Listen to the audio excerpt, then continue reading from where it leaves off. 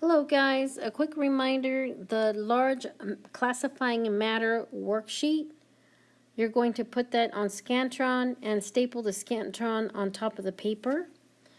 The small review sheet, you're going to make sure your name's on in pen and turn that into Google Classroom before you give it to the sub, okay? Today what you have is a little review about matter. And remember that matter is anything that takes up space, okay? And you can either have pure substances or you can have mixtures.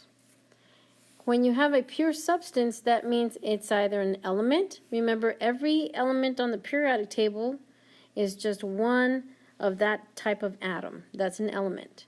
If you have two elements or more from that periodic table, that creates a compound. And we did some of these demos I think last week. Okay, now if you have a mixture, you have two different types of mixture. Heterogeneous mixtures can be separated. You can separate them physically, or you can have different layers, right? And a homogeneous mixture, same thing as solution. It means it's the same throughout. Okay, so like a can of soda or a glass of soda, the top and the bottom are the same. Okay? Okay, so for the first one, classifying matter, you're going to look at the substance you have. Well, if it's a substance or a mixture, so oxygen there is a pure substance. Now, once you decide what it is, then you're going to decide, is it an element or is it a compound? So A would be your choice there for oxygen. Okay, now if you have something like water, you're going to decide, is it a pure substance or is it a mixture?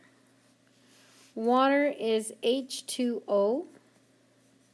That means you have two elements from the periodic table, so that means it's a compound. Because two or more elements makes a compound. Okay? All right, a mixture is like a cup of coffee.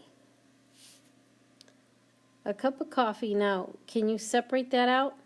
Or if it sits there, will it still be the same, the top, the middle, and the bottom? Because it's the same throughout, that's going to be a homogeneous mixture. Okay.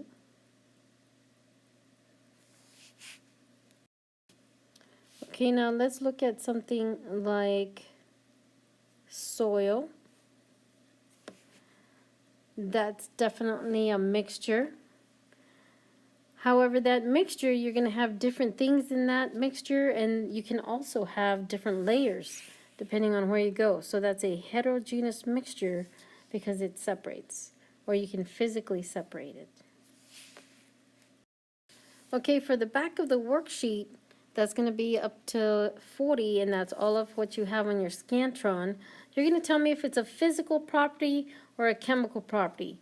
So in other words, is it a physical change or a chemical change? Remember that key words like reacts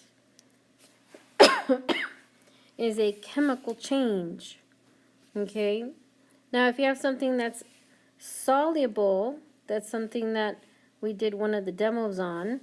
If salt dissolves in a beaker of water and you put the salt inside the water, it will dissolve, but if I put this in a hot burner and evaporate the water, the salt will remain inside the beaker. That's a physical property.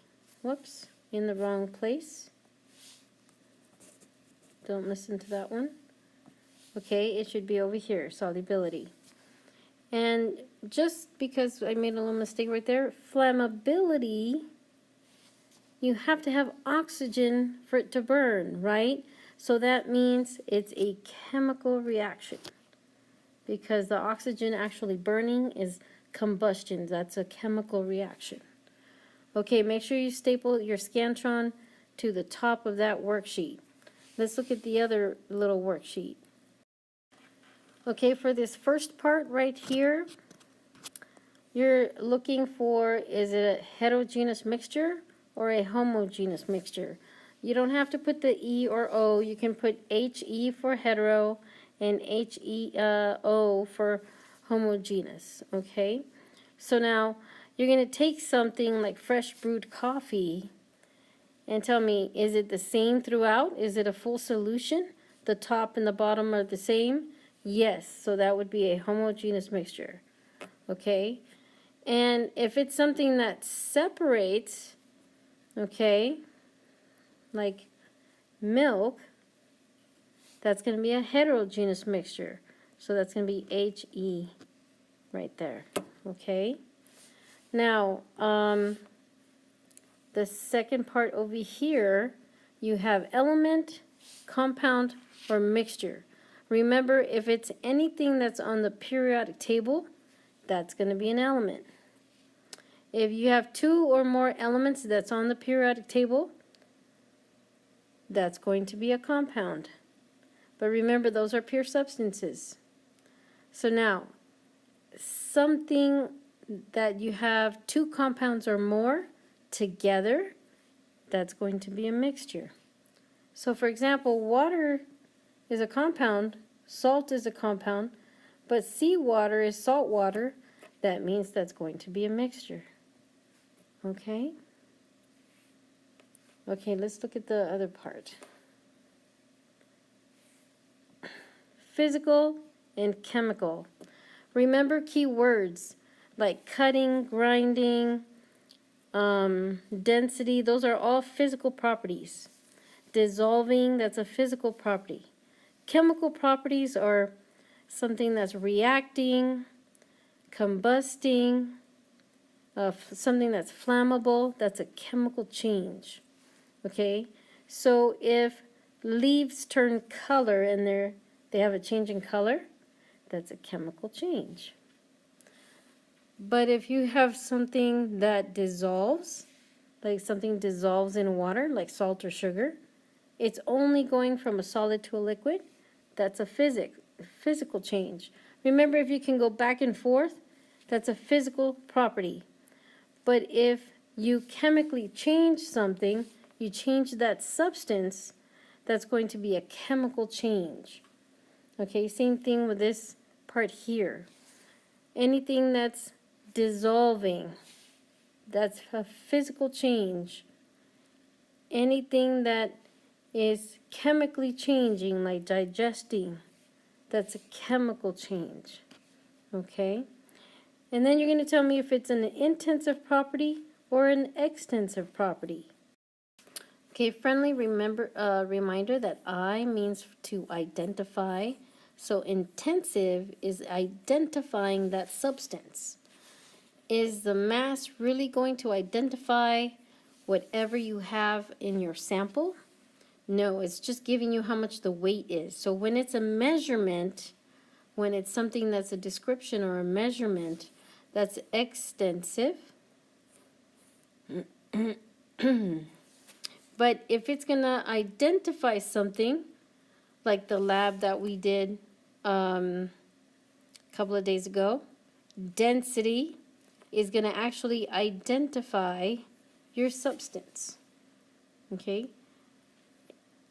Intensive property means it identifies. Extensive property means it's just giving you a measurement. It's giving you a description. That's it.